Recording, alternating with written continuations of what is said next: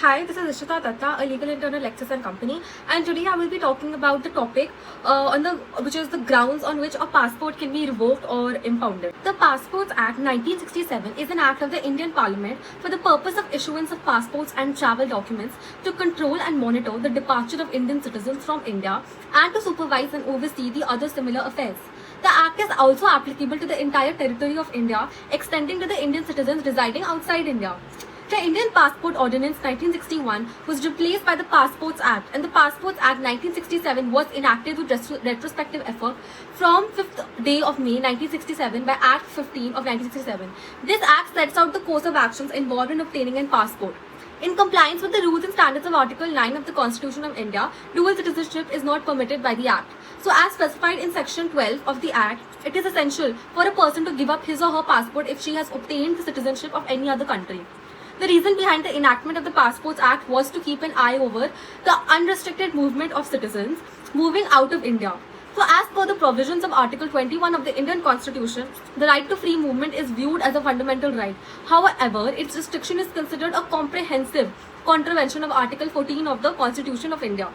The Passports Act was enacted to ensure affirmative reinforcement by not allowing those who could have a potentiality of setting back the integrity and sovereignty of India. So, in the well-known case of Satwant Singh Sani versus Union of India, it was held by the Supreme Court of India that the right to travel is certainly a fundamental right under Article 21 of the Constitution, and the government has no authority or right to deny for a passport to a person who is willing to obtain a passport. Therefore, it came out to be essential to supervise the issuance of travel documents and passports by law. So, before the arrival of this act, the government used to issue passports in compliance with its executive power on foreign relations. So, the conditions under which a passport could be revoked. So, in India, the Passport Seva Kendra is the concerned body for the issuance of passports, and the Passport Seva Kendra is the online domain of the passport office. A person who intends to obtain a passport is supposed to fill up or enter all the requisite details on the online portal, and after that he or she is allotted with an appointment in his or her nearest regional passport office in order to conclude that all the other necessary tasks. However, here we are supposed to discuss the revocation of a passport, and for knowing that, the foremost thing we must be aware of is Section 10 Clause 3 of the Passports Act 1967. Section 10 Clause 3 of the Passports Act talks about the extent of the powers of the passport authority to impound or revoke a passport or a travel document of a citizen. So this section provides that the passport authority possesses the power to impound or cause to be impounded or revoke a travel document or a passport.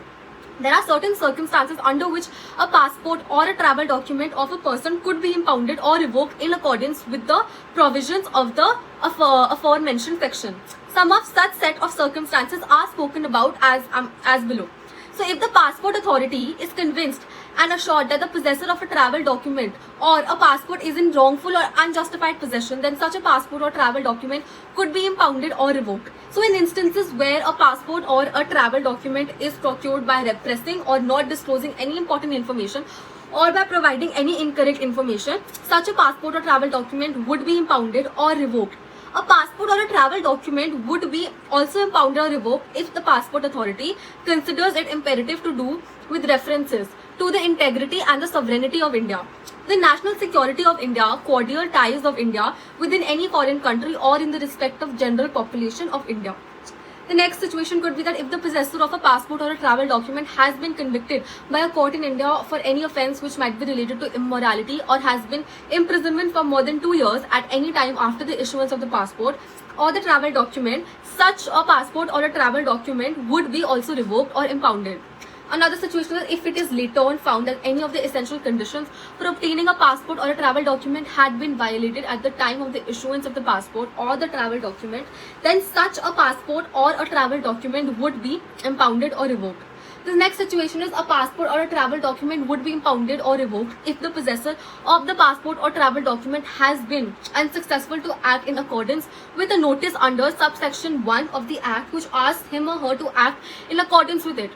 So, steps which could be taken in order to get a passport revoked. First is, if one wants to file a complaint in order to get someone's passport revoked or impounded, then first thing which he or she would be expected to do is finding the suitable subsection under which he or she can file the complaint, and based on it the person should draft a written complaint. Second is the person who intends to file a complaint in order to get someone's passport revoked, he or she should write a complaint mentioning all the facts and set of circumstances under which the matter exists and the reason for which he or she thinks that the mentioned subsection is applicable, and also the reason for which he or she wants to get the passport of such person revoked, and forward the same draft to the concerned passport issuing authority. Next situation is after the submission of the complaint application to the concerned regional passport office within a time period of 15 days, the concerned passport office will call for the appearance of both the parties involved, which could include the person against whom the complaint has been made and the person who has made the complaint, to give statements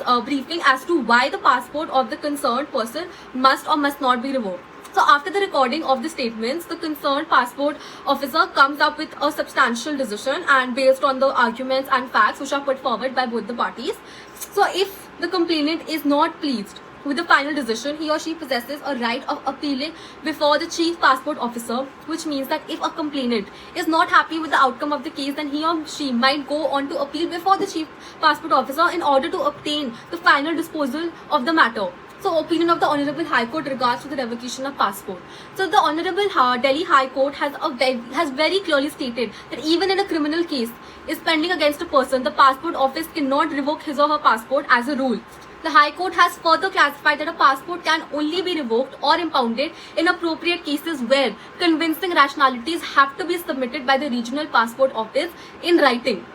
Justice V.K. Jain, while accepting the plea of a man confronting trial in a matrimonial case filed by his wife, ruled the passport authority to free up his passport, which was revoked for the reason that there were criminal charges against him. Nonetheless, the court also supervised the man not to go out of India without the permission of the court and also directed him to appear for all the criminal proceedings going on against him. Accepting the plea of Manish Kumar Mittal against the concerned passport authority, Justice V.K. Jain stated the order passed by the regional passport officer directing the petitioner Mittal to surrender his passport as well as the order passed by the appellate authority are hereby set aside. The respondents, which are the authorities, are directed to release the passport of the petitioner to him forthwith. In addition, the court also ruled that the regional passport office to pass an order within the time period of 8 weeks after providing a chance to Manish Kumar Mittal to frame his standpoint as specified by the Passport Act. The court also stated that until a new order in accordance with the Passport Act is passed,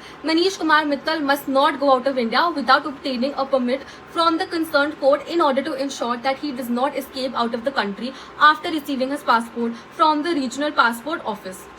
So in conclusion, I would like to say, to cut the long story short and to talk in an elementary version, it could be argued that Section 10, Clause 3 of the Passport Act 1967 speaks about the set of circumstances during which a passport or a travel document could be revoked or impounded. For instance, under subsection A of the Act, a passport or a travel document could be revoked or impounded if it is under wrongful possession, and subsection B provides that when a passport or a travel document is procured with the aid of misrepresentation or fraud, it could be revoked or impounded. Subsection C states that the passport office, if it considers the revocation of a passport or the travel document essential in order to preserve cordial relations with other foreign countries, it is valid. Subsection D of the Passport Act talks about that when a possessor of a passport or a travel document has been sentenced for a crime having imprisonment for more than 2 years, his or her passport would be revoked.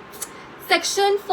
F states that passport or a travel document could also be revoked or impounded if any of the essentials for the issuance of the passport or the travel document has been breached or violated. Subsection G of the Act provides that if a possessor or a passport or a travel document fails to adhere with any notice come up under subsection 1, his or her passport could be revoked or impounded.